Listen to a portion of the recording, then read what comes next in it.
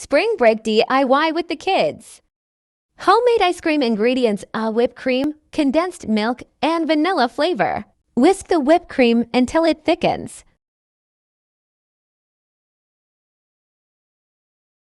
Add your condensed milk and vanilla flavor.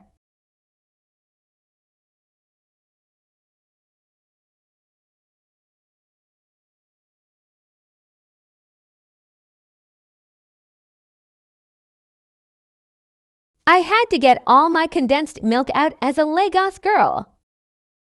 Then I added my vanilla flavor. You can also add other flavors of your choice. Then I added my vanilla flavor. You can also add other flavors of your choice.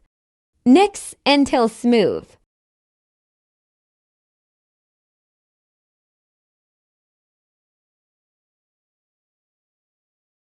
After mixing, pour into a plastic or desired container.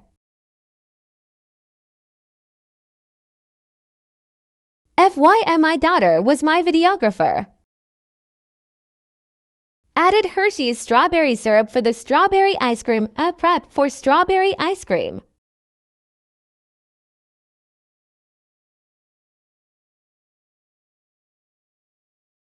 Thank you for watching and share.